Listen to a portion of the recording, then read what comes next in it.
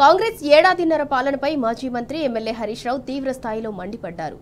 ఎట్లుండే తెలంగాణ ఎట్లయింది అంటూ నిప్పులు చెరిగారు. నువ్వు చెప్పిన మార్పు ఇదేనా రేవంత్ రెడ్డి అని ప్రశ్నించారు. చెత్త తరలించే ట్రాక్టర్లలో డీజిల్ పోయించలేని దిక్కుమాలిన స్థితికి రాష్ట్రాన్ని దిగజార్చారని దుయ్యబట్టారు. పెట్రోల్ పంపు వాళ్ళు డీజిల్ ఉద్దరకు పోయటం లేదని, అప్పు పుడతలేదని, సెక్రటరీలు ట్రాక్టర్ తాళాలను అధికారులకు అప్పగించే పరిస్థితికి తెచ్చావని విమర్శించారు. ఏడాదిన్నరగా నిధులు ఇవ్వకుంటే గ్రామ పాలన ఎలా సాధ్యమవుతుందని నిలదీశారు.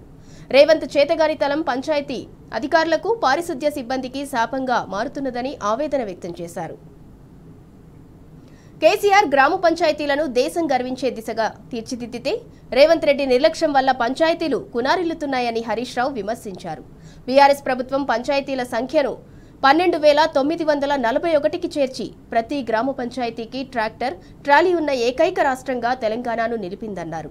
నిధులు లేక గ్రామాల్లో పారిశుద్ధ్యం కుంటుపడింది. నెల నెలా నిధులు విడుదల చేయకుండా నిర్వహణను గాలికి వదిలేయటంతో గ్రామాలు మురికి కూపాలుగా మారాయన్నారు.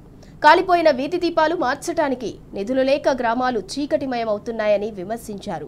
సొంత జేబు నుంచి డబ్బులు ఖర్చు చేయలేక, ఆ ఆర్థిక భారాన్ని మోయలేక పంచాయతీ కార్యదర్శులు మూకుమ్మడిగా సెలవులు పెట్టే దుస్థితి దాపురించిందని తెలిపారు. ప్రతి నెల 1వ తేదీనే జీతాలు చెల్లిస్తామని గొప్పలు చెప్పుకున్న కాంగ్రెస్ ప్రభుత్వం ఆచరణలో మాత్రం అందుకు పూర్తిగా భిన్నంగా వ్యవహరిస్తోందని హరీష్ రావు విమర్శించారు. గ్రామ పంచాయతీ ఉద్యోగులు, కార్మికులు 2 నెలల జీతాలు అందక నిరసన వ్యక్తం చేస్తున్నారని చెప్పారు.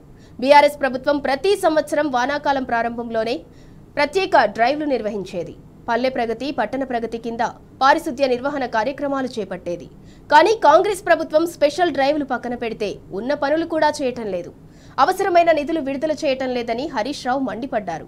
బీఆర్ఎస్ హయాంలో పంచాయతీలకు నెల నెల 275 కోట్ల జీపీ నిధులు విడుదల చేశామని చెప్పారు. మొత్తంగా ఏటా 3,330 కోట్లు ఇచ్చామని తెలిపారు.